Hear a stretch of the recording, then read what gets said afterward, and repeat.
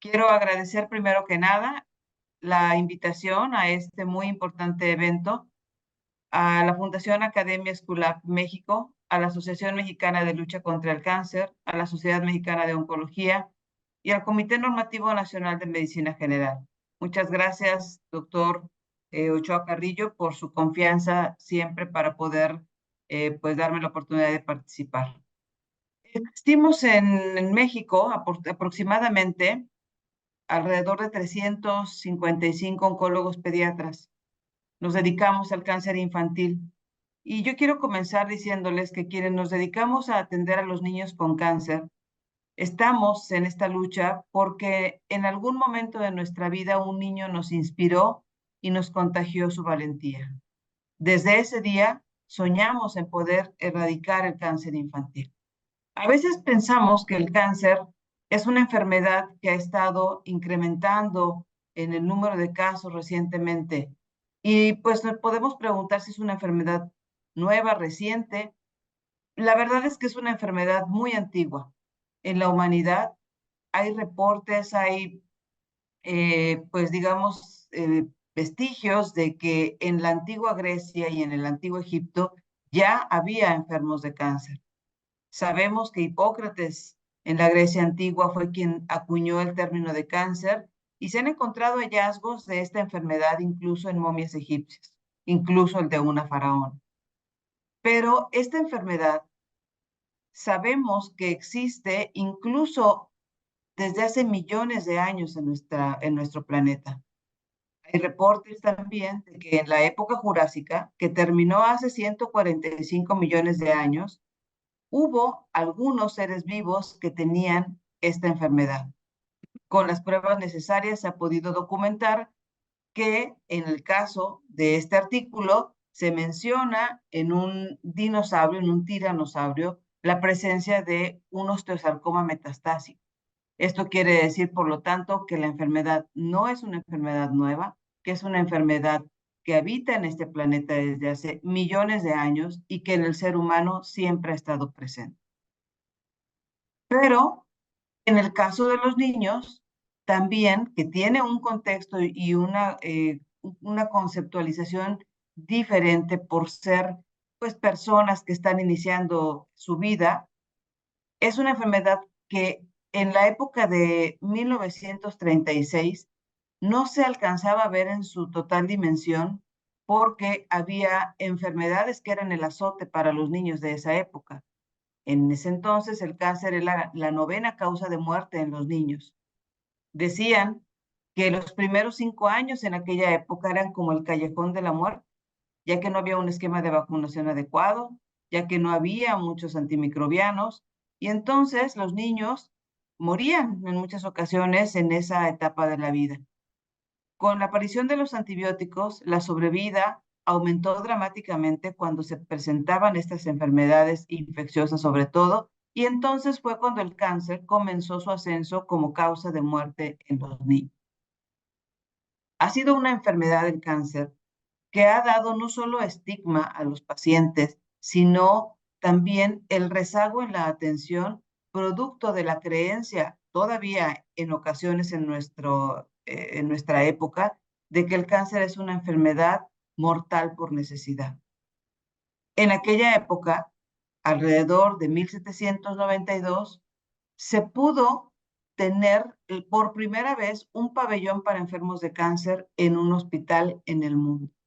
Antes, ¿qué pasaba? Pues no se consideraba que estos pacientes tendrían que estar utilizando una cama de hospital, utilizando pues recursos para una enfermedad que era mortal, pero en esta época entonces se dio y se abrió un espacio para atender a enfermos de cáncer en el primer pabellón hospitalario que pudo atender a pacientes con cáncer.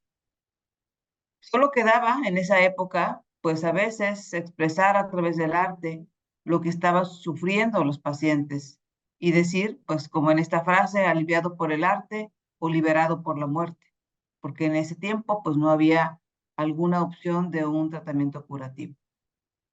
Con el tiempo, a medida que se fueron atendiendo los pacientes con cáncer en pabellones hospitalarios, en 1851 por fin hubo un primer hospital dedicado al cáncer en el mundo.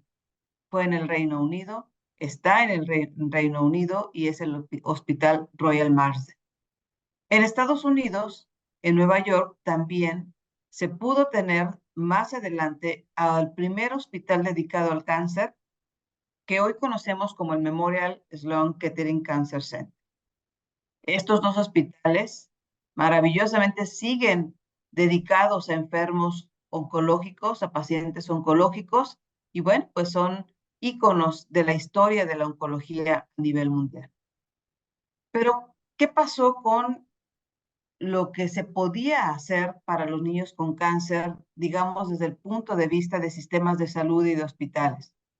Pues la leucemia, desde entonces, ha sido el tipo de cáncer que más frecuentemente afecta a los niños. La leucemia en aquella época era una sentencia de muerte para los niños. Los niños no duraban ni siquiera muchos meses. En pocos meses morían, se internaban, ya no regresaban a casa y fallecían por la actividad de estas células leucémicas. En 1939, también en este mismo hospital, primer hospital en Estados Unidos dedicado a enfermos con cáncer, el Memorial, se abrió el primer pabellón para cáncer pediátrico.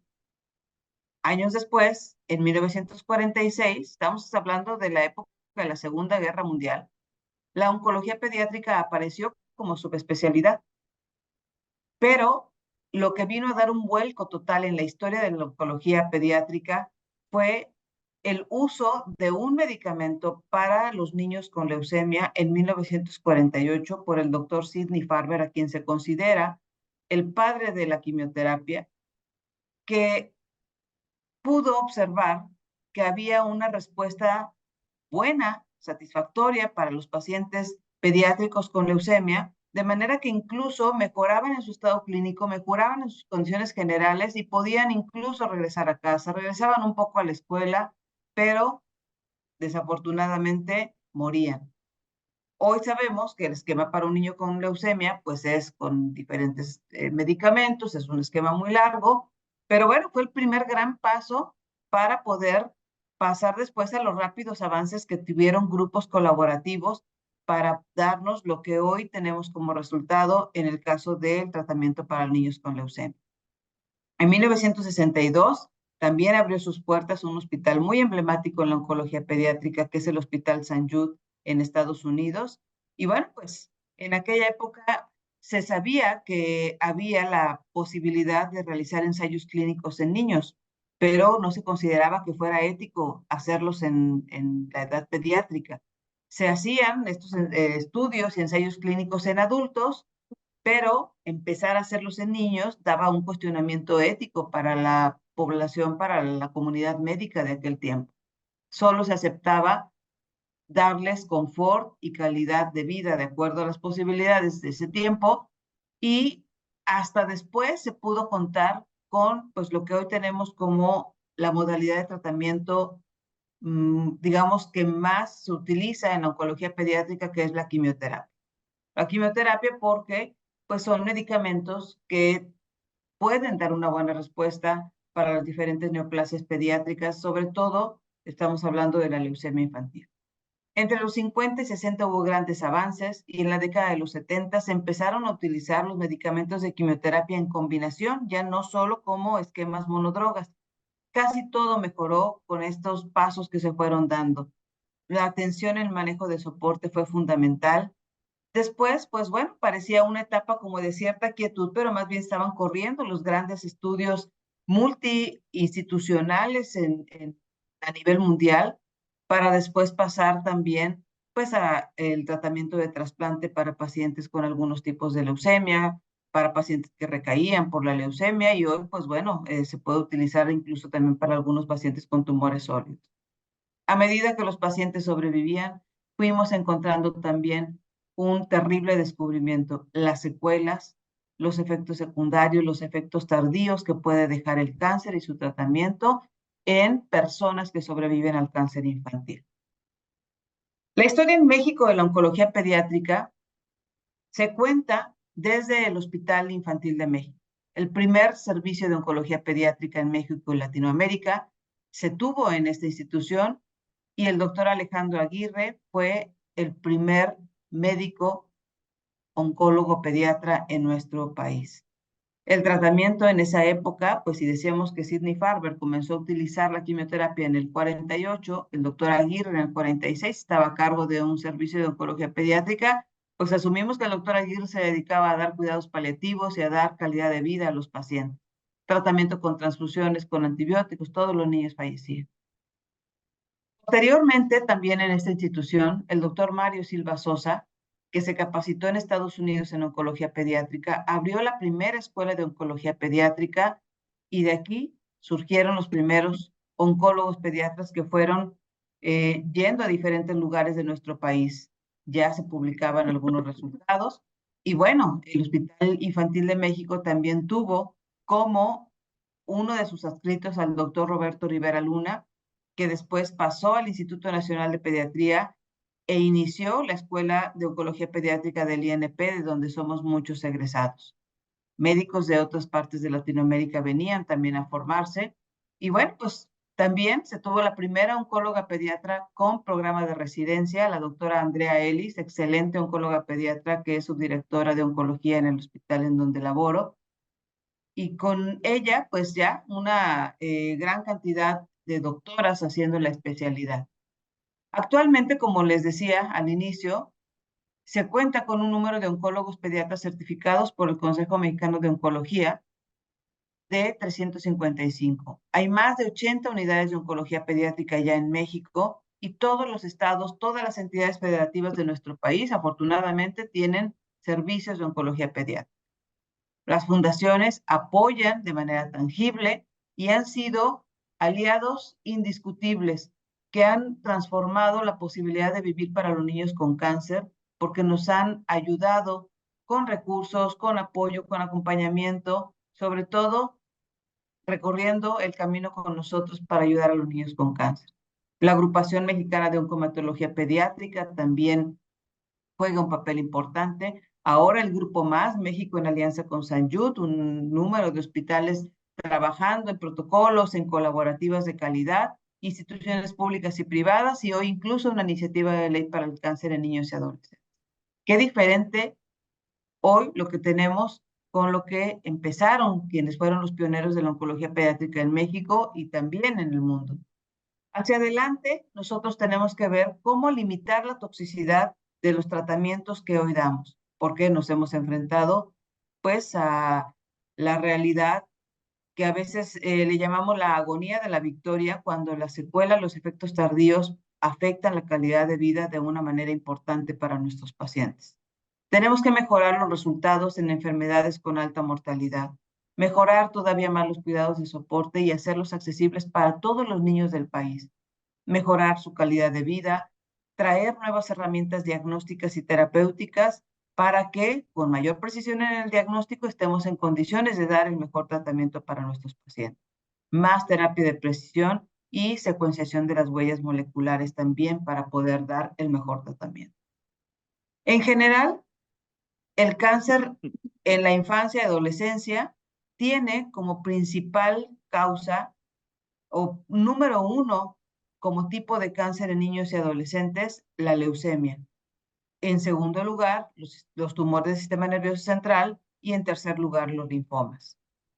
Digamos que es el panorama a grandes rasgos del cáncer infantil, en donde vemos que las leucemias ocupan el 30% de los diagnósticos, los tumores del sistema nervioso central el 20% y los linfomas 12 a 14%.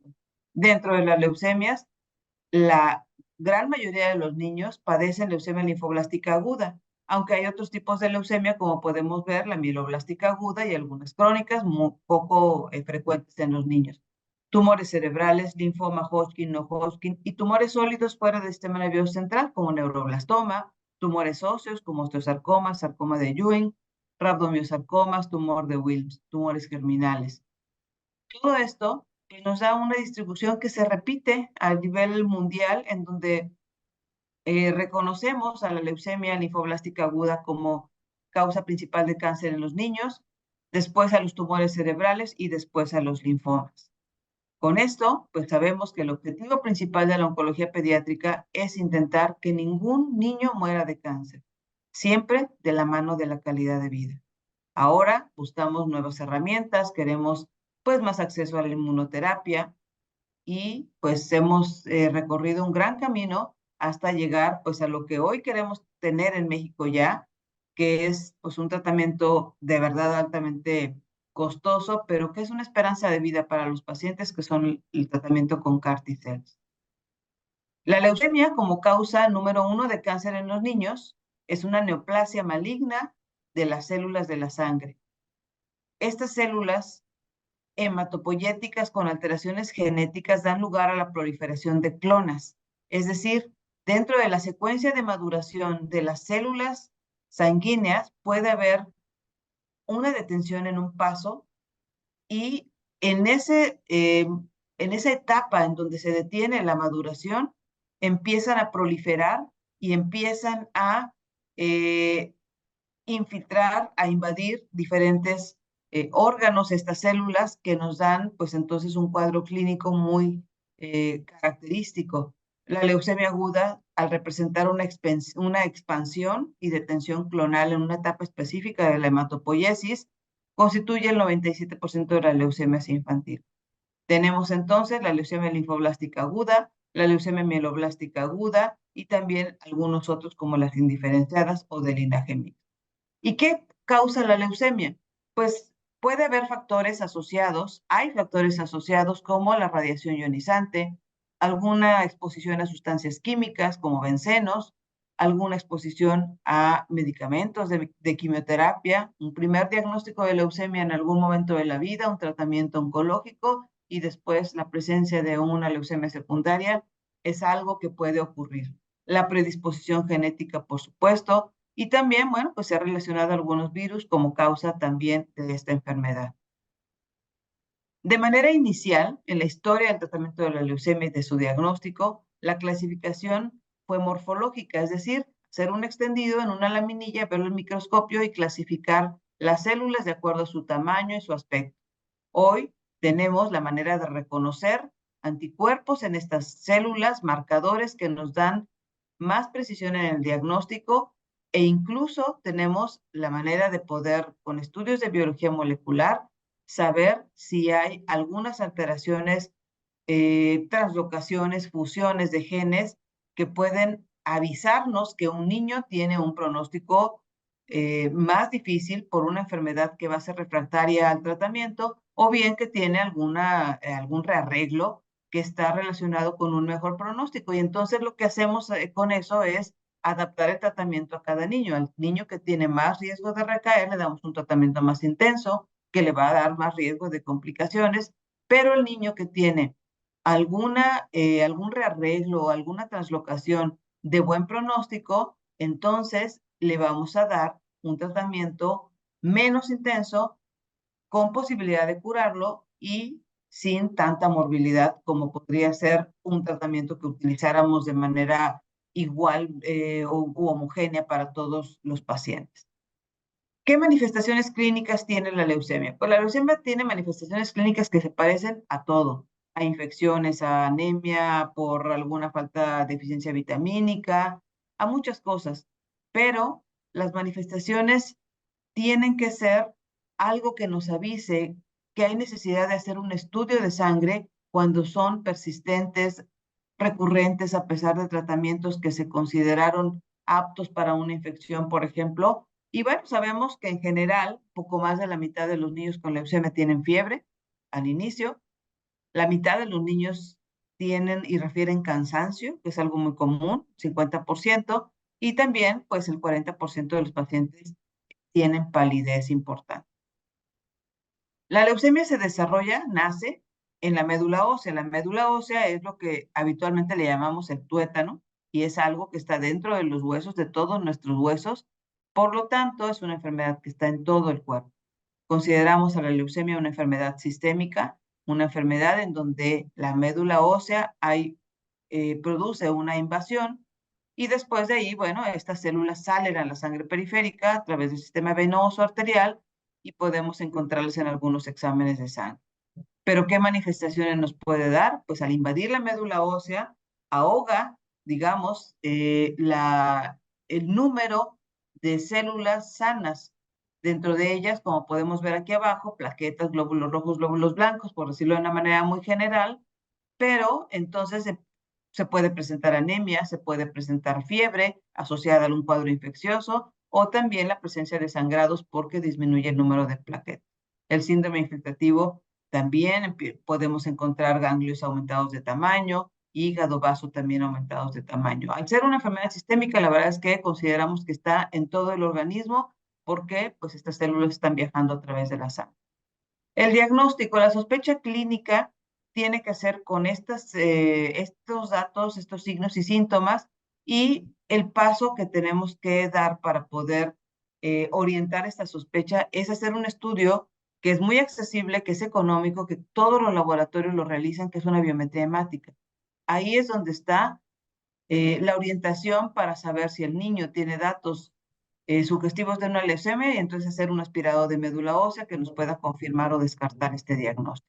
Habitualmente encontramos anemia, los leucocitos o glóbulos blancos pueden estar normales, aumentados o disminuidos y habitualmente las plaquetas están más bajas de lo habitual, más bajas de lo normal, perdón. Pero bueno, pues con esto lo que quiero decir es que después de integrar signos y síntomas para una sospecha, el paso siguiente es una biometría hemática y ahí con eso vamos a poder decir si el paciente necesita ser valorado por un especialista para poder realizar un aspirado de médula ósea. Y entonces tenemos aquí que estas células sanguíneas salen a la periferia, se podemos encontrar también en una biometría y vemos que pueden invadir pues todos diferentes órganos como hígado, vaso y poder incluso llegar a sitios que consideramos sitios santuario como sistema nervioso central. El objetivo principal de la oncología pediátrica es intentar que ningún niño muera. Necesitamos poder estar listos para un gran número de supervivientes que veremos en los próximos años, las próximas décadas, donde calculamos que 1 de cada 1000 jóvenes será superviviente de cáncer. El principal factor pronóstico en cáncer infantil es la inversión económica que una comunidad es capaz de asignar al diagnóstico y tratamiento de sus niños con cáncer.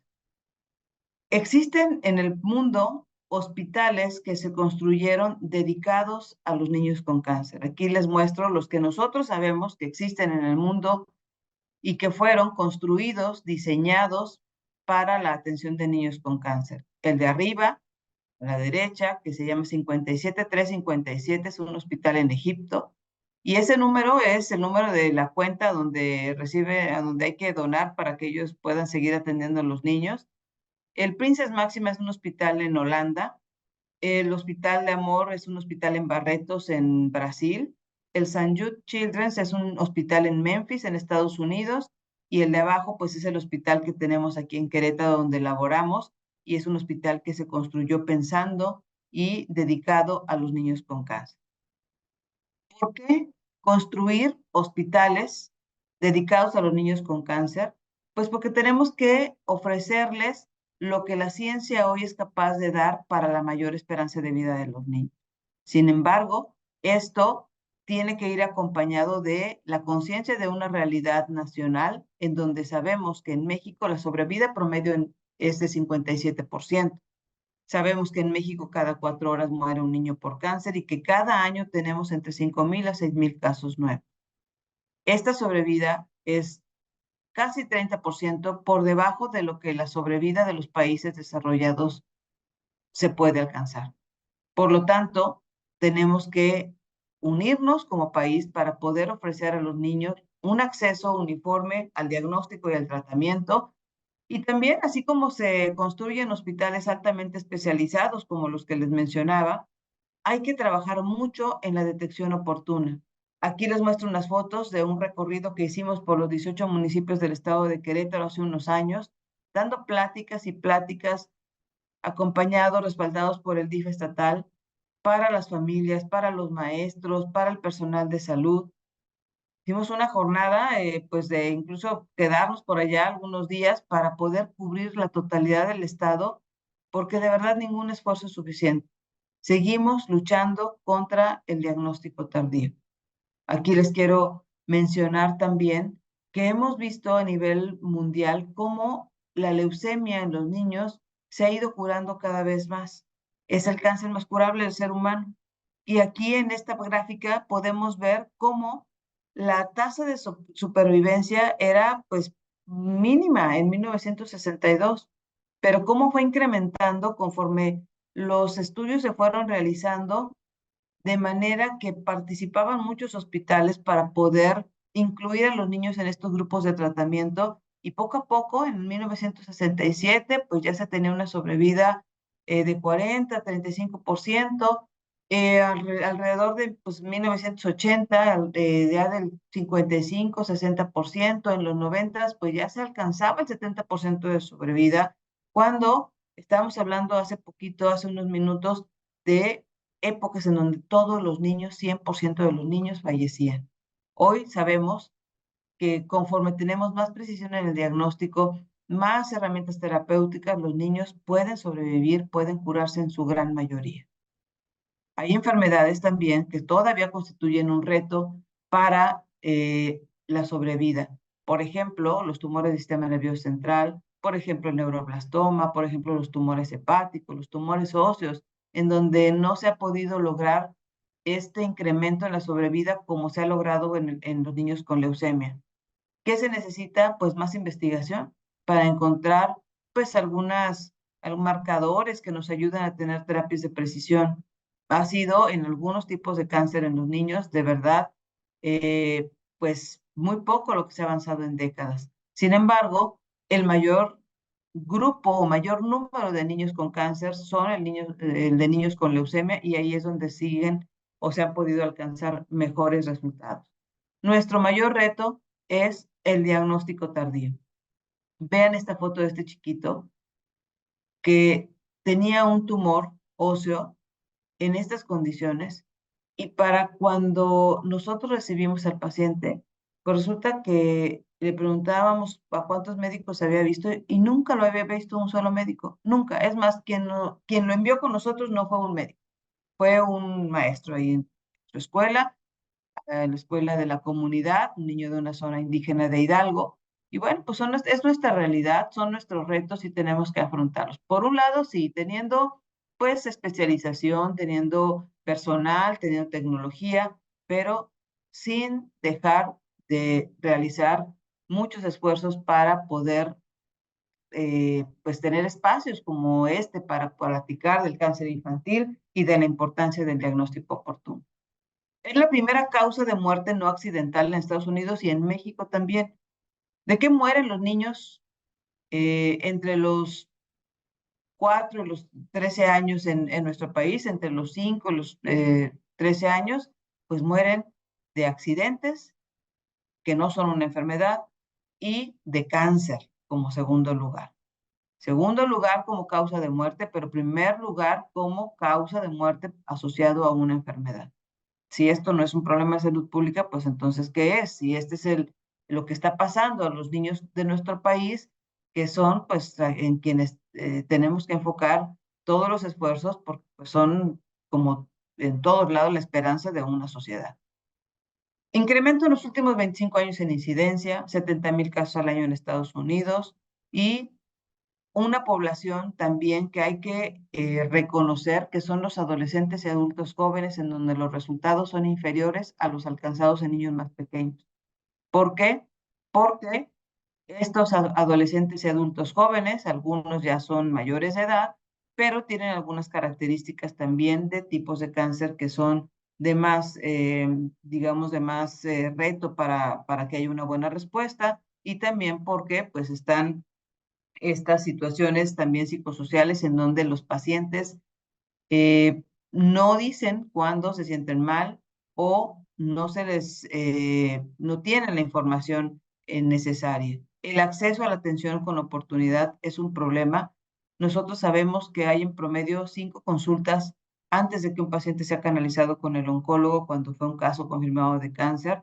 Y miren, aquí dice que días de retraso para la consulta de primer contacto en Canadá, 14 días para los niños y 19 días para los adultos. La verdad es que aquí en México nosotros lo hemos visto y son semanas y semanas las que son de retraso y consultas para poder llegar finalmente al oncólogo que hace la evaluación y encuentra, pues tristemente, muchos casos en etapas muy avanzadas. Hay campañas, por ejemplo, en Estados Unidos que utilizan, pues, personajes famosos también para poder realizar una campaña de autoexploración también en los jóvenes, en los adolescentes, para que pueda haber un mayor número de pacientes detectados en etapas más tempranas, por ejemplo, en tumores testiculares, ¿no? Que encontramos, pues al ser un tumor que va creciendo sin dolor, provoca que el paciente por pena no avise y entonces encontramos a pacientes con una enfermedad curable, con etapas muy avanzadas y con riesgo incluso de morir.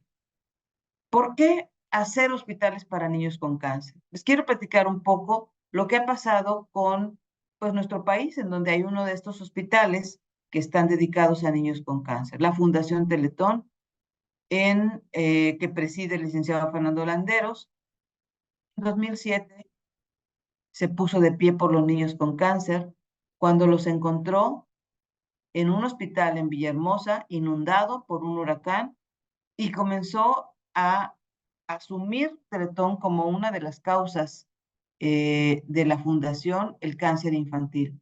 Comenzaron a apoyar a diferentes instituciones como el Nacional de Pediatría, como el Infantil de México, como hospitales en diferentes estados, con donativos hasta por 180 millones de pesos.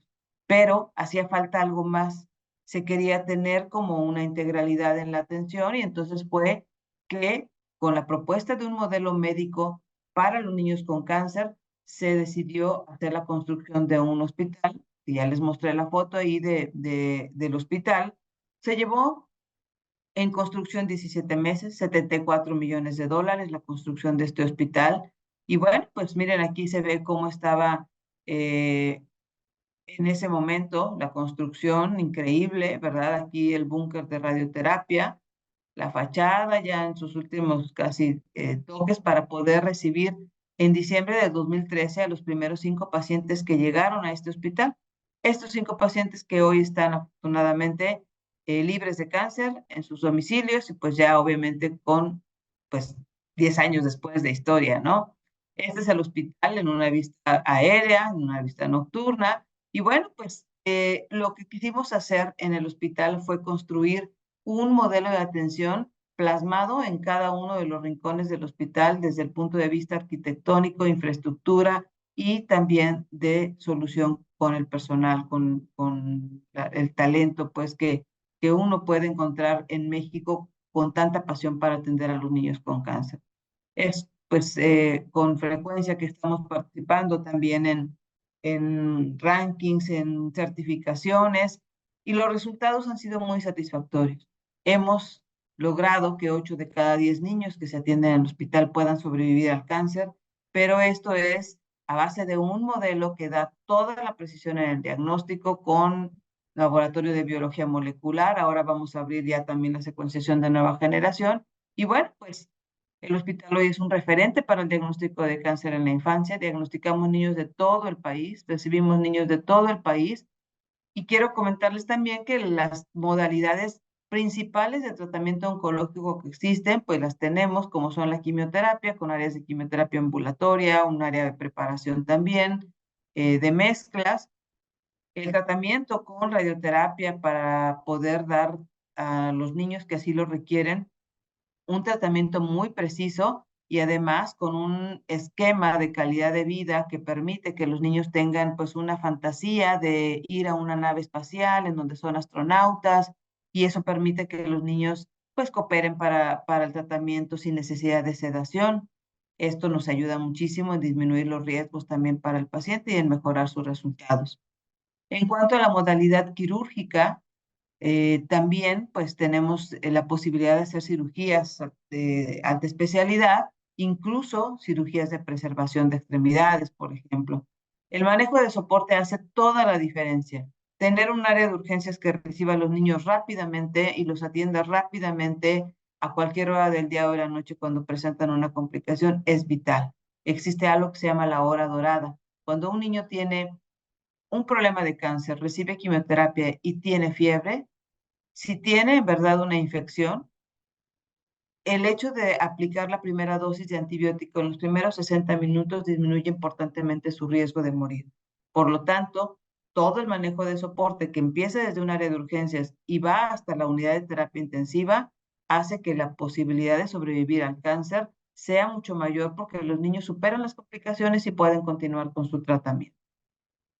Vamos a cumplir 10 años, de hecho ya cumplimos 10 años de atender a los niños, tenemos una unidad de trasplante de médula ósea, que esto es muy importante de comentar porque en el país ya hay varias unidades, nosotros sabemos por lo menos de 6 unidades de trasplante de médula ósea para niños con cáncer, y bueno, pues hemos también puesto nuestro granito de arena para poder ayudar cuando tuvimos la pandemia, las unidades de trasplante del país se cerraron todas, pudimos abrir primero y empezar a recibir niños de todo el país para que no tuvieran que perder esa posibilidad de sobrevivir al cáncer recibiendo un trasplante de médula ósea.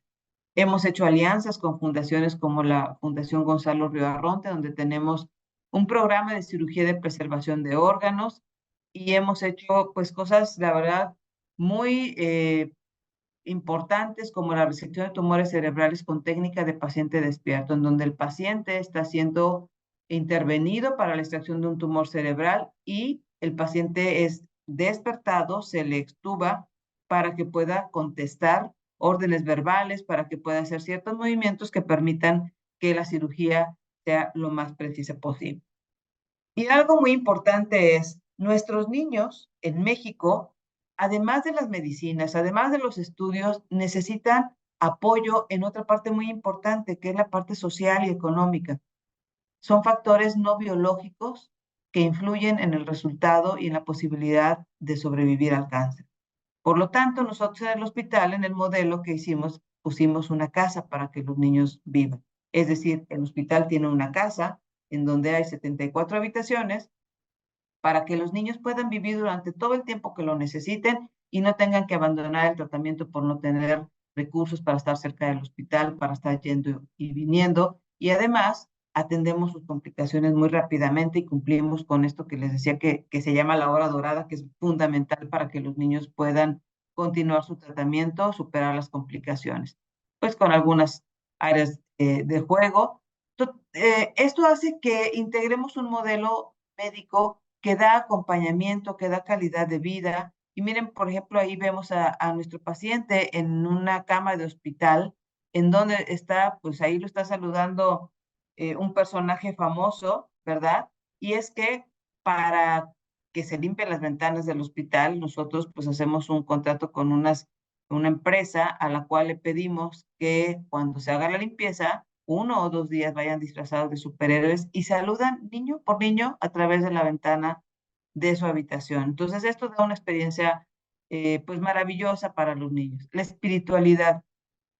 Es indispensable también apoyar esta parte, la espiritualidad. Tenemos una capilla y tenemos, pues bueno, una línea de tiempo en donde podemos platicarles que en el 2014 hicimos nuestra primera cirugía de salvamento de extremidad, que tenemos la formación de especialistas en oncología pediátrica desde el 2015, que el primer trasplante de médula ósea lo hicimos pues prácticamente a los 3 años, que a partir de 2019 somos el centro de referencia para el diagnóstico de leucemia y que el año pasado ya hicimos una cirugía de corazón abierto también para una pequeña con un tumor y un trombo tumoral a nivel de corazón. La proyección internacional, pues con personal que recibimos para capacitación de diferentes países, incluso de España, que vienen ahora residentes, y nuestros aliados estratégicos que sin ellos pues no podríamos seguir dando atención a los niños con cáncer. Calidad de vida, hacer que los niños vivan como niños cuando están recibiendo un tratamiento contra el cáncer, hace toda la diferencia para que puedan enfrentar de la mejor manera en el aspecto emocional esta enfermedad, su familia también, y se sientan apoyados y protegidos.